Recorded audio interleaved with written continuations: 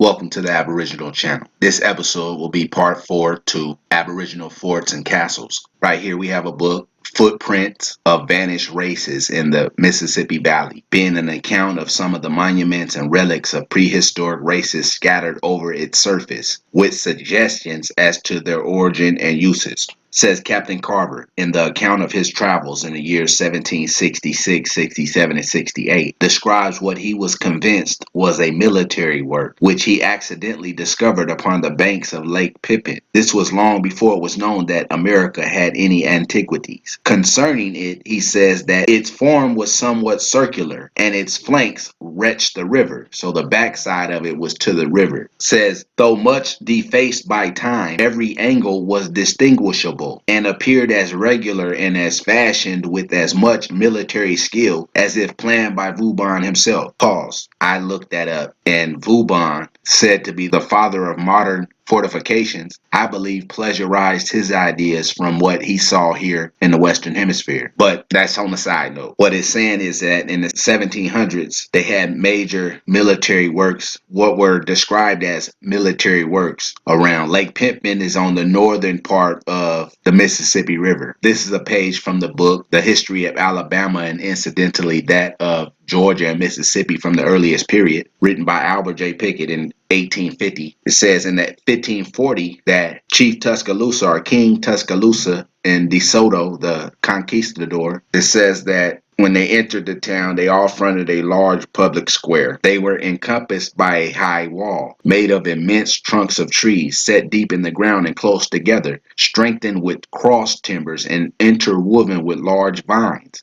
A thick mud plaster resembling handsome masonry concealed the woodwork, while portholes were abundant, together with towers capable of containing 8 men each at the distance of 50 paces apart. An eastern and a western gate opened into the town. So that to me kind of resembles a prison because it has towers at a distance of 50 paces apart, but that's what the Indians had here, strongholds. So that takes us over here to Louisiana. Fort Proctor is in St. Bernard Parish, Louisiana. So Fort Proctor right here is on Shell Beach in Louisiana, which is St. Bernard Parish, which is this little parish right here. This little yellow one right here by Plaquemine. This little green one right here, where there were Civil War battles at in probably 1862 and 63. But right there is where that castle-shaped fortress is. That's called Fort Proctor.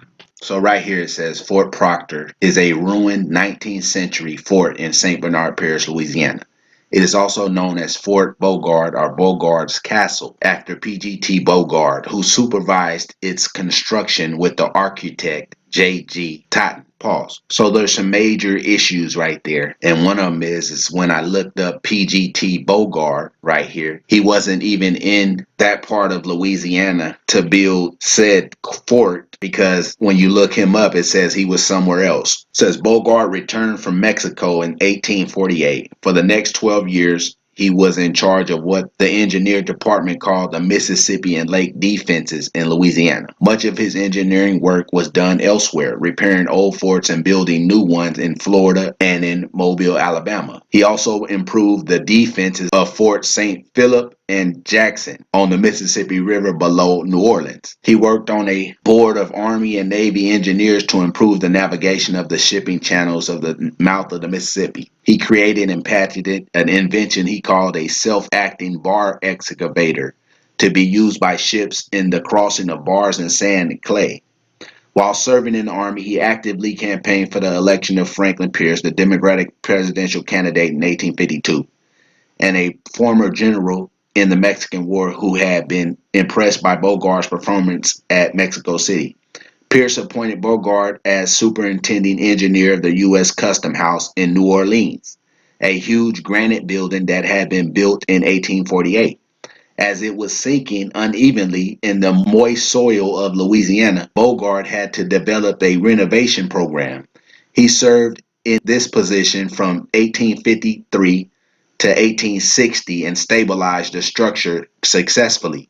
Okay, so he was there in New Orleans at that building that they say they built in 1848 that was sinking from 1853 to 1860. But right here, this, what they call Bogart's Castle, was built in 1856. So if that castle is out here in the water, New Orleans is up in here. So that's the first problem. Plus, it said nowhere in his what he was doing after the war when he came back in 1848 that he did anything at Fort Proctor at all. Fort Proctor does not come up in his information on Wikipedia, period. Bogart's Castle does not come up under PGT Bogart's information on Wikipedia at all. And that's another problem. If you're going to name something after the man, at least have it in his information, right? So it says Bogart's Castle was named after PGT Bogart, who supervised its construction with the architect J.G. Totten. Now, there's another problem. When you look up J.G. Totten, now it says that J.G. Totten was born in 1788. So in 1856, when that so-called Bogart's Castle was built, J.G. Totten was 68 years old. Another interesting occurrence within his information is that Totten, it says, re-entered the Corps of Engineers in February